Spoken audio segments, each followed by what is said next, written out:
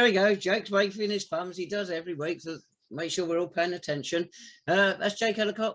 Welcome, Jake. Hello, Dave. Hello, everyone.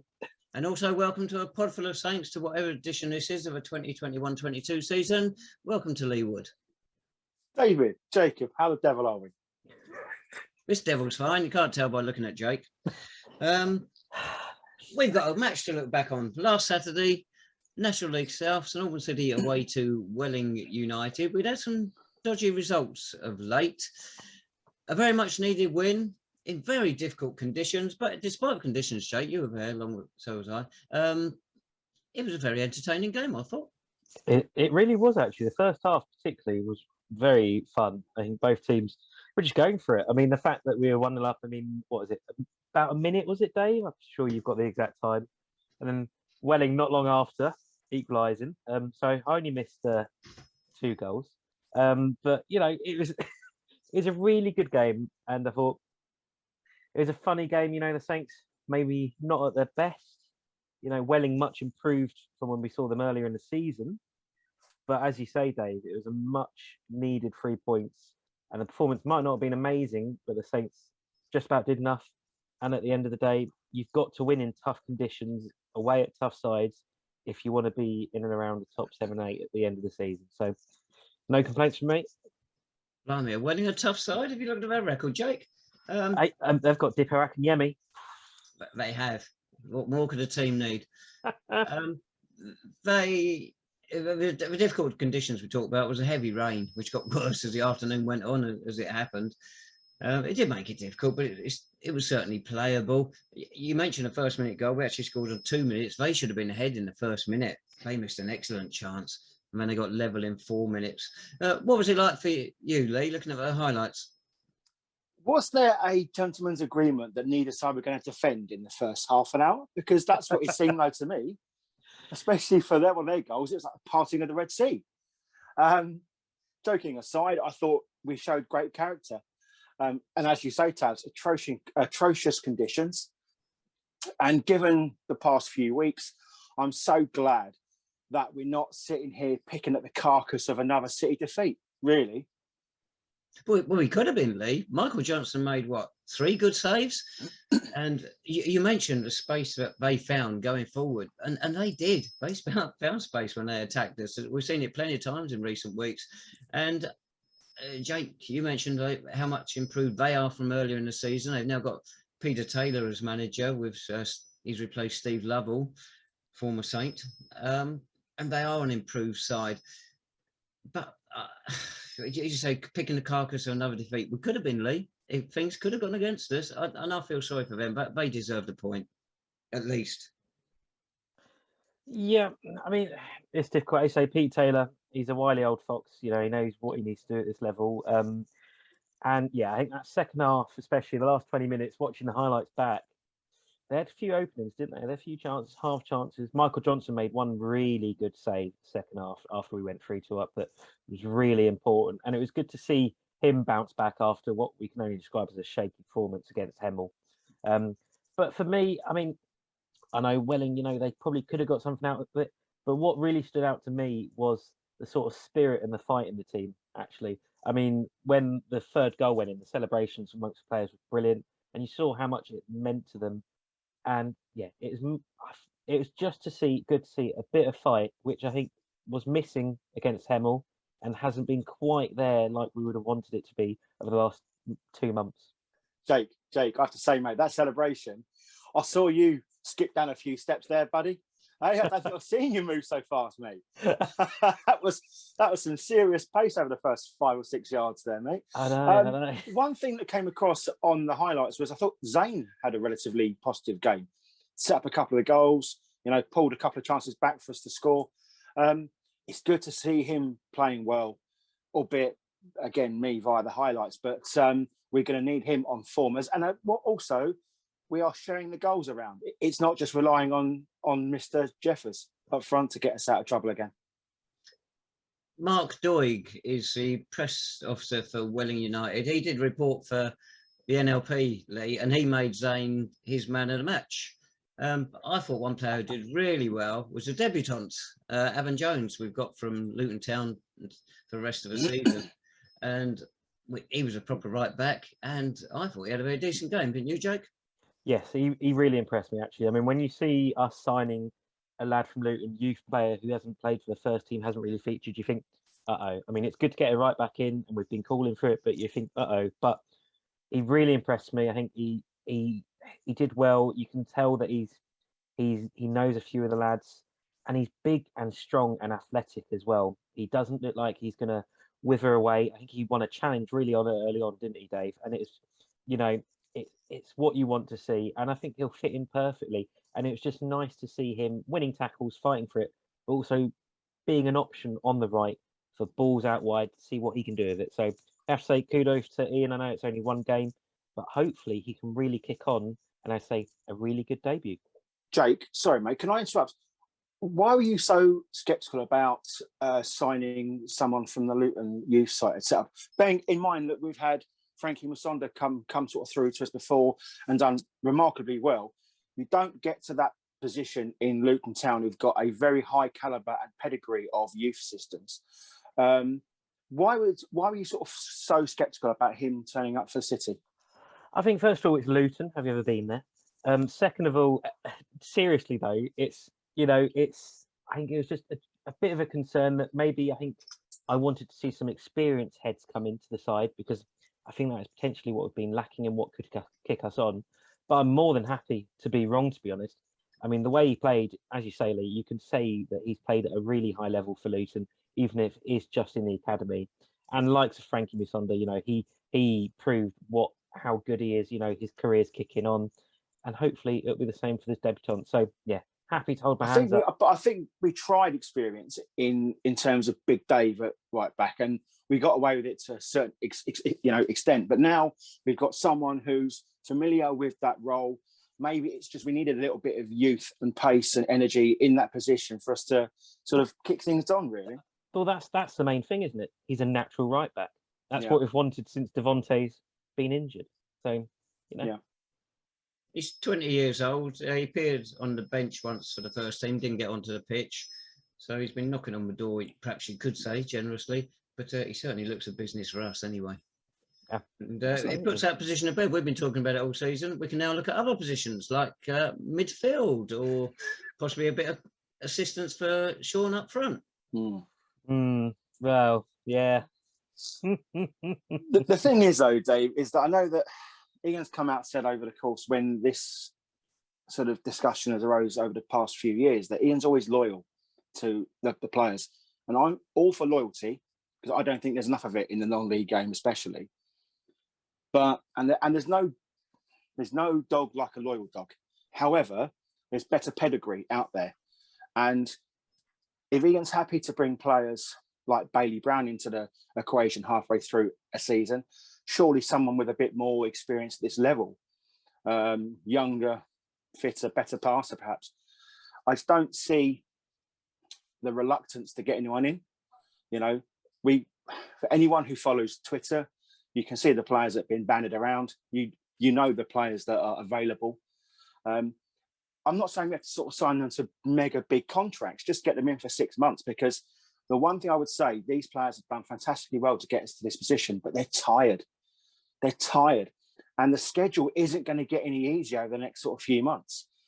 It's not as though we are being stubborn in not signing anyone. I just don't believe that there's an impetus to go out and get someone to help us get to the higher echelons of the division. I never go along with this thing about players being tired in the first week of January, when we just had a break of a few weeks because of COVID and whatnot. Because I suppose I go back to my first season. I think we had over 70 games that first season. So to think players are tired now after 20-odd games. But you can't tell me that the people were still performing at a consistent level. Of course not, but they finished in the table, reached a cup runs as well. So it can be done. And all right, different eras. Players now got a superior fitness over then, you would think. But I think it's too early in the season to say players are tired, personally. But I think Lee does raise a point. I mean, the schedule coming up, is difficult. Even look at this week coming. We've got 3 games in about 5 days. Like, you know, and of course, one of those games is probably going to be a academy side that rolls out. And I believe the pricing has been updated by the club according to that on social media today, I believe. But that the schedule is difficult. And if we want to be a side that is going to be competing, is going for a playoff place, we've got to strengthen the squad. And especially when we know that certain players want to come here, certain players want to be, we are an attractive club, we play some good football, players want to come here. If they're available, why not go for it? But at the same time, we don't know what restrictions Ian has budget-wise, or what he's got restrictions on, whether there's more of a goal to get more academy players involved, like Aaron Austin, etc. We just don't know. So surely there is, you know, with the exception of 3 or 4 players, no one has an impeachable case for their position in the side. So surely to add quality is only going to be beneficial over the course of the next 2 or 3 months.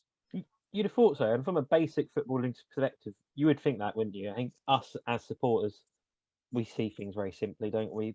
You know, and we want that. We are simple folk, Jacob. We are simple folk. We like football and winning. That's about it. So I did actually, one supporter did message a Podful of Saints on Twitter last week saying, if there's sort of one player from the last 3, 4, 5 years that you could re-sign to improve this squad, who would you go for? I thought it was quite an interesting question, actually.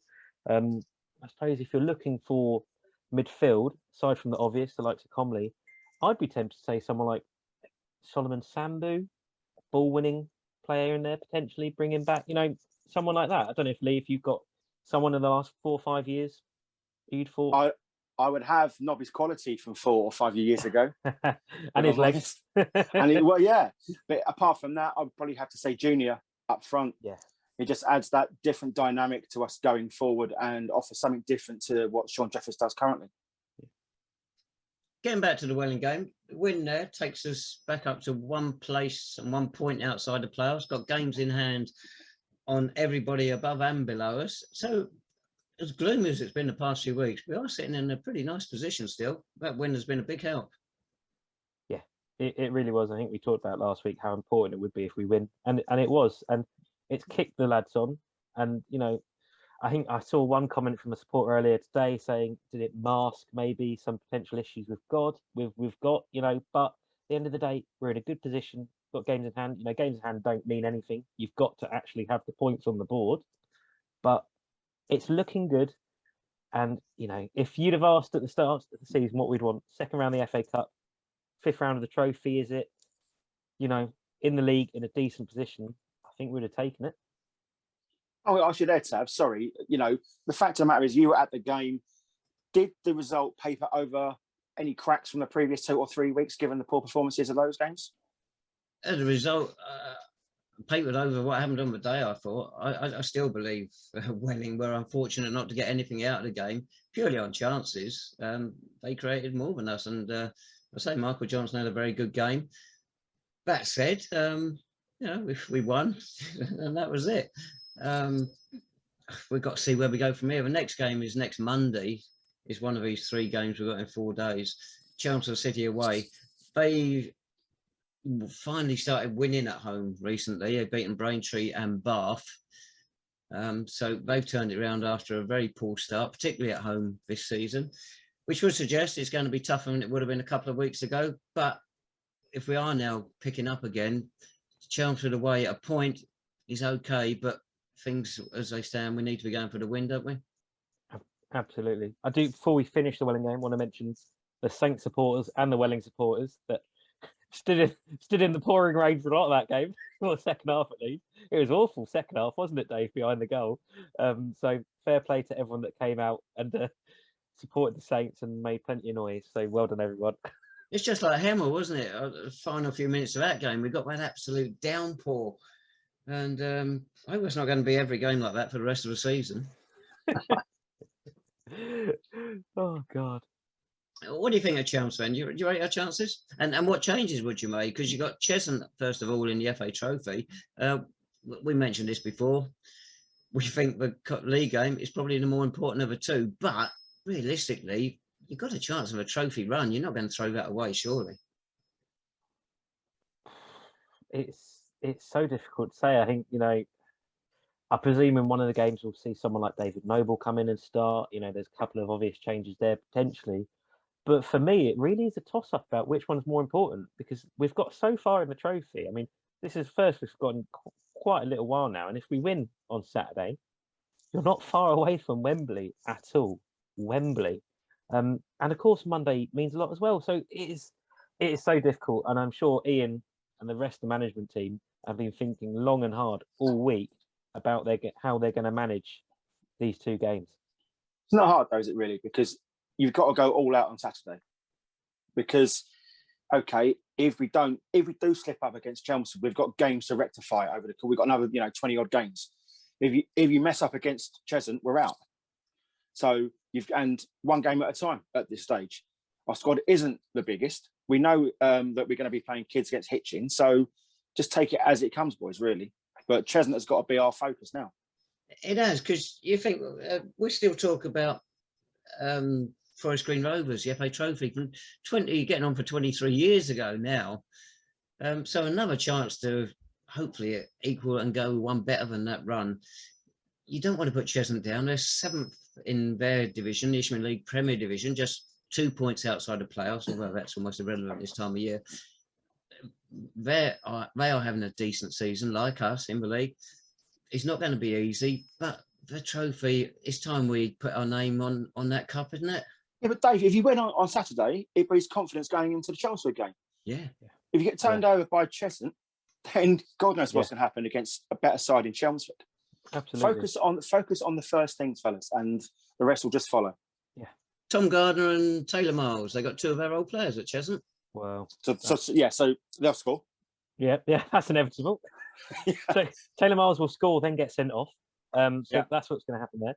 So Tom Gardner scored and then get injured. But I mean, talking about the importance of trophy, if Hornchurch can win it, why can't St Albans City this season? But yeah, Dave, two players there, they're going to be coming here. They know what Ian's about. They've both played under him. They know what he's like, and they've got a wily old manager as well, Craig Edwards. He's going to be really up for it. But that's what Lee says. You've got to be at 100% on Saturday. If not, you're going to have egg on your face and you're going to be out by 5 o'clock. Got to go into it full throttle and just leave everything out there. Forget about Monday. One game at a time. If you win Saturday, right, cliche boy, bloody hell, banging them out, mate, aren't you? Listen, all I would say is I do hope there's a fantastic crowd there Saturday, because the boys deserve it. They need the backing. Let's just get behind them, because this doesn't involve the season tickets, does it? So it'll be a fair reflection of how far we've come in terms of fans who want to actually come and watch the game now. Come on.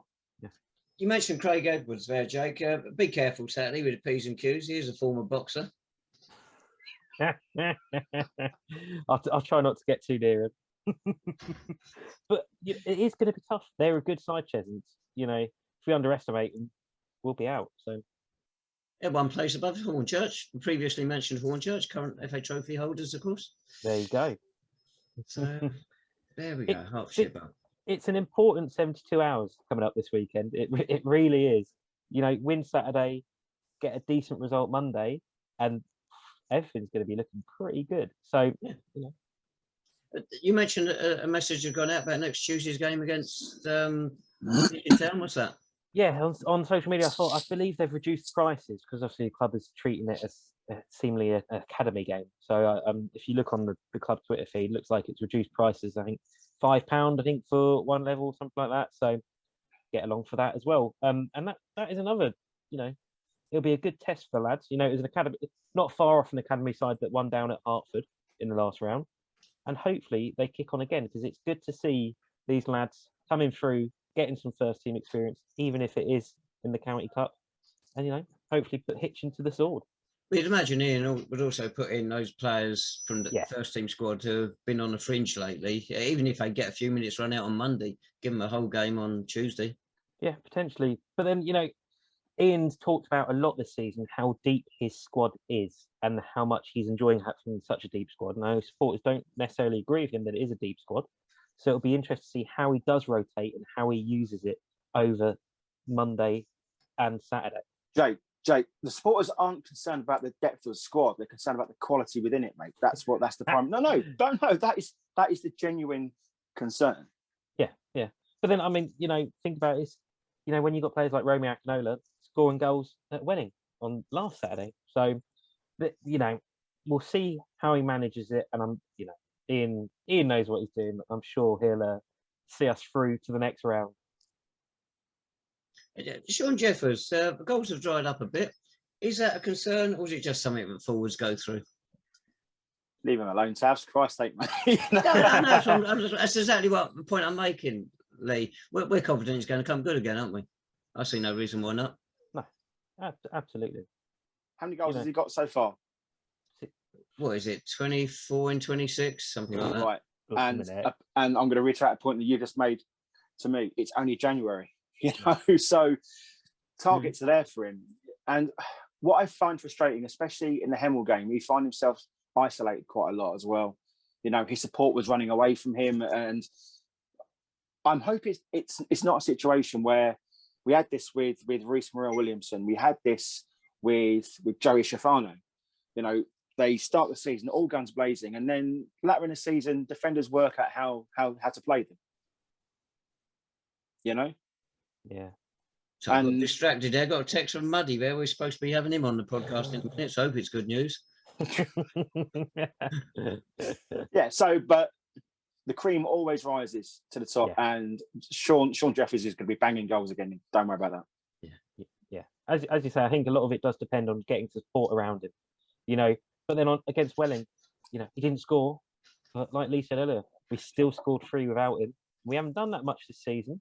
But if it's a habit we can start to get into, then that's not going to be a problem at all. So, Sean, and again, even though he's not scoring on social media, etc., he seems really positive of winning, etc.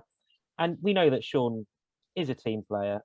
He's really enjoying his football under Ian as well. He's been very open about that, and I'm sure he'll find the back of the net again soon. We love him. The club love him. They're doing wallpaper Wednesdays on Twitter. Yeah, fantastic. Right, we are going to cut this quite short because we've got that one with Muddy coming up in a minute. Any predictions, next 3 games? What about you, Jake? You go first. I'll go 2-1 for who are we playing? Cheshunt. Who have we talking about for 10 minutes? 2-1 for Cheshunt to the Saints, and 3-1 on Monday night against Chelmsford for the Saints again. And Hitchin? Oh, well, we'll win that. Oh God! Hitchin having a dreadful season. Yeah, no. 1-0 Saints. You're going to have a pop at those 3, Lee?